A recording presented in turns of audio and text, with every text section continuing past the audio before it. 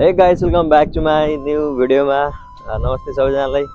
I hope सबैजना सन्चै आराममै हुनुहुन्छ होला नेपालतिर अनि कतिपय यतितिरबाट पनि हेरिराख्नु भयो होला। सबैलाई सम्झना छ है। दुईवटा भिडियो त यति बनाइदिएको थिएँ अनि त्यसपछि कन्टिन्यू आउन सकिएन। अलिकति आफ्नो टाइम पनि यसो मिलाएर भिडियो बनाउँछु भन्ने सोचिरहेको छु। अब चाहिँ हुनसक्छ सायद पनि। अनि के छ खबर है? आजतिर त सबै ठिकै छ। म चाहिँ अहिले यसो कामतिर जान लागेको अनि यसो भिडियो गराइदिउँ न त भनेर सोचिरहेको थिएँ। यसो कामतिर जान लागेको अनि त्यस्तो खालको त्यो टाइममा अलिकति अगाडि नै निस्केर बरु भिडियो बनाउँछु भन्ने सोचिरहेको हुन्छु। कहिले हुँदै हुन्न, टाइमभन्दा अगाडि निस्किन मनै लाग्दैन के। अनि त्यस्तो अब मेरो काम चाहिँ फेरि 6 बजे छ आज, कहिले 5 बजे एउटा हुन्छ। 5 बजे भएपछि ठ्याक्क 30 मिनट अगाडि निस्किन्छु। 6 बजे भयो भने पनि कहिले युनिट आउँदाखेरि त्यही बाटोबाट काममा लागिहाल्छु अनि त्यो टाइममै अलिकति मिलाउन सकिरहेको थिएन कि, त्यस्तो समस्या भइरहेको थियो। अनि ठिक छ, आज चाहिँ भिडियो स्टार्ट हानिदिइसकेँ मैले। बाटो पनि सुनसान छ, त्यही नै हो गाइज। अनि अब कुरा चाहिँ मेरो बढीभन्दा पनि अब मेरो कतिपय भर्खरै +2 पास आउट भाइ बहिनीहरू साथीहरू होइन, अनि अगाडिका साथीहरू कतिपयले यस्तो क्वेसनहरू सोधिराख्नु भएको हुन्छ। के छ लन्डन स्पेसल्ली युके जानलाई, अनि युनिभर्सिटी यताउता फी कस्तो हुन्छ के हुन्छ होइन। +2 पास आउट भएको त उनीहरूलाई यसो खुल्दुल लागिहाल्छ नि होइन। अब धेरै जसोको अहिले चाहिँ विदेशतिरै जान्छु भन्ने सोच हुन्छ। अनि त्यसमा पनि अब कुन देश जाने भन्दाखेरि यताउता कतिपयले युके जाने। अब युके जाँदाखेरि त अब अगाडिको स्टुडेन्टलाई सोद्धा सजिलो होला भनेर कतिपयले यसो क्वेसन सोधिराख्नु भएको हुन्छ मलाई इनबक्समा। अनि यसो भनिदिएर आउँछु मैले नर्मली। त्यसमा पनि अब सबैको लागि यो भिडियो बनाउँदैछु।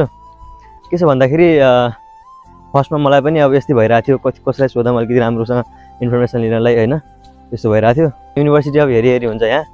अब युनिभर्सिटीको कोर्स चाहिँ अलिकति टप युनिभर्सिटीहरूको 18 देखि 25-26 हजारसम्मै हुन्छ होइन। अब हामीले चाहिँ नर्मली हामी अब नेपाली स्टुडेन्ट, त्यसमा पनि मिडल क्लासको होइन, कतिपय त्यस्तै हुन्छ सबै। अब विदेश आउनुपर्ने कारण चाहिँ त्यही नै हो होइन, कमाउने प्लस पढ्ने सबै सोचले आउँछ। अनि त्यस्तो हेर्दाखेरि अब हामी आउने चाहिँ मिडल युनिभर्सिटीहरू लाइक हुन्छ नि, जस्तो कि 10 देखि 15सम्म 18सम्म फी भएको युनिभर्सिटी, त्यसमा आउँदाखेरि म पनि त्यस्तैमा आएको।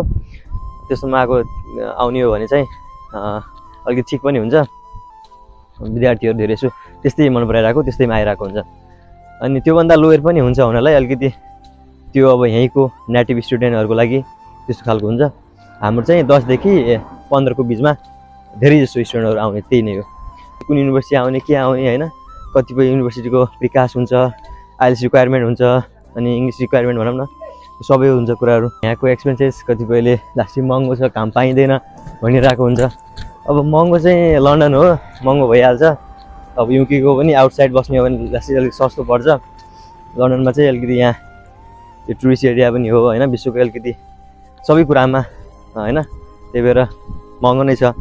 अनि हाम्रो अब काम नपाउने पाउने भन्ने कुराहरू चाहिँ अब त्यो डिपेन्ड गर्छ स्टुडेन्टले कतिको खोज्छ होइन, कतिको कामतिर उसको चासो छ, ध्यान छ। फी डिपेन्ड गर्ने चाहिँ युनिभर्सिटी र कोर्स अनुसार हो। अब स्टुडेन्टले कुन कोर्स पढ्छ र कुन युनिभर्सिटी पढ्छ भन्ने हिसाबमा फी हुन्छ। त्यसमा पनि अब सँगैको साथीको कसैको एकदम महँगो हुन्छ एउटै रुममा पनि, कसैको एकदम सस्तो हुन्छ। त्यो उसको अब पहिले के गरिरहेको थियो उसले त्यो विचारमा त्यसमा भर पर्छ होइन। आउँदाखेरि चाहिँ अब एकदम मिडल क्लास फ्यामिलीबाट छ होइन, आफूले कमाउनु पर्ने छ, आफैले फी उठाउनु पर्ने छ, पढ्न पनि ठिकै पढ्न खोजिरह होइन।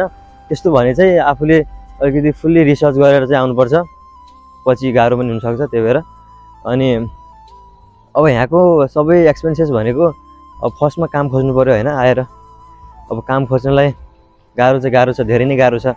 अलिकति आफ्नो सबै कुरा होइन खोज्न जाने, अलिकति हार नखाने टाइपको होइन। आज चाहिँ पाइएन भोलि पनि के पाइला र त्यो एरिया चाहिँ सबै गइरह, त्यहाँ के काम पाइला र होइन, त्यस्तो भन्ने खालको हुन्छ नि कसैको। छोडिदिए, म त अनलाइन अप्लाई पनि हान्दैन, किन अनलाइन अप्लाई हान्नु, कुनै कसैको रेस्पोन्स पनि आउँदैन होइन, त्यस्तो टाइपको हुन्छ कतिपयको। अब त्यो चाहिँ गर्न नछोड्ने होइन। त्यस्तो भयो भने त फेरि रुममै बसेको भइन्छ। त्यही भएर हिँडिराख्ने बरु। सुनिरहेको थिएँ मेरो एउटा रुममै अगाडि दाइले, अहिले चाहिँ उहाँ कता गइसक्नु भयो, तर मेरो एक जोड जुत्ता नै च्यातिएको थियो भन्दै हुनुहुन्थ्यो। त्यस्तो सिचुएसन पनि हुन्छ, त्यसलाई पनि अब त्यस्तो नराम्रो नलिएर पोजिटिभली लिएर नै गर्नुपर्छ। किनकि विदेश हो, विदेशमा जे पनि हुन्छ सुरुमा आउने बित्तिकै अब एनआई एप्लाई भन्ने हुन्छ, त्यो गर्ने। एनआई एप्लाई आयो भनेपछि चाहिँ हामीले एउटा गभर्मेन्टलाई ट्याक्स तिर्ने अनि काम गर्न पाउने त्यो पैसा सबै त्यो हाम्रो एनआईमा आउँछ होइन, ब्याङ्कमा अनि ब्याङ्क खोल्न पाइन्छ, त्यस्तो हुन्छ क्या। त्यही भएर काम गर्न पाउने चाहिँ 20 आवर्स छ स्टुडेन्टले। अब त्यसमा काम गर्ने भने चाहिँ 1000 प्लस हुन्छ, मन्थली त्यही नै हुन्छ। अब त्यसमा स्टुडेन्टको मान्छेको अब कति खर्च गर्छ होइन, त्यो भन्ने हिसाबमा हुन्छ।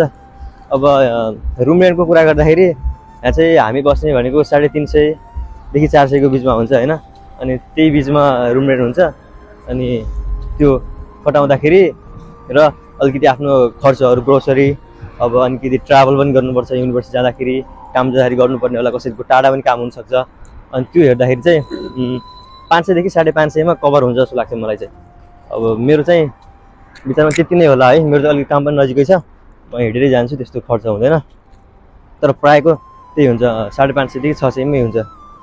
अनि त्यो भइहाल्यो। त्यस पछाडि के भन्छ भने अब युनिभर्सिटीको फी उठाउने भन्ने कुराहरू, त्यो कुराहरू चाहिँ युनिभर्सिटीको अनुसार हुन्छ। अनि मोडुल प्रत्येक यहाँ चाहिँ के हुन्छ भन्दाखेरि प्रत्येक मोडुलको पछाडि 20 दिन 20 डेज ब्याक होलिडेज हुन्छ। जस्तो कि एउटा मोडुल 1.5 महिना जति लाग्छ पढाइ हुन होइन, 1.5 महिना पढाइ भयो भने चाहिँ 20 डेज भ्याकेसन हुन्छ, होलिडे हुन्छ। अनि त्यो टाइममा चाहिँ फुल टाइम काम गर्न पाइन्छ, युनिभर्सिटीबाट टर्म लेटर मगाउने हुन्छ। अनि फुल टाइम काम गरेर मजाले हल्का फीको लागि यसो चाँजो बाँचो मिलाउन सकिन्छ। आफू सर्भाइभ हुन चाहिँ गाह्रो छैन, जस्ट यहाँ फी तिर्न गाह्रो होइन। फी चाहिँ युकेको लास्टिङ महँगो छ, किनकि अब कोर्स 3 वर्षको कोर्स हुन्छ, प्राय ब्याचलर अन्डर ग्रेजुएट कोर्स चाहिँ 3 वर्षको छ। यहाँ अघि छिटो पनि सकिन्छ, तर फी चाहिँ महँगो छ, त्यही नै हो। tipaiको त अब घरबाट लोन लिएर आएको हुन्छ हैन, यता आउँदाखेरि पनि त्यो पनि उठाउने भन्ने कुरा हुन्छ।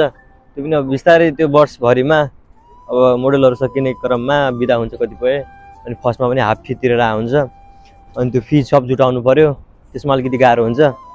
त्यो सबै गर्दाखेरि उठ्छ हैन, उठाउन सकिन्छ। अब मैले यसो अगाडिका कतिपयको सुनिरहेको थिएँ हैन, एक्सपिरियन्स यता कसरी भइरहेको त हैन, फी कसरी तिरिरहेको आफै सेकेन्ड इयरमा थर्ड इयरमा पढिरहेको स्टुडेन्टहरुलाई पनि सोधिरहेको छु। असम्भव भन्ने कुरा हैन, किनकि असम्भव हुन्थ्यो भने चाहिँ अब कोही आउँथेन होला हैन, त्यस्तो हुन्छ।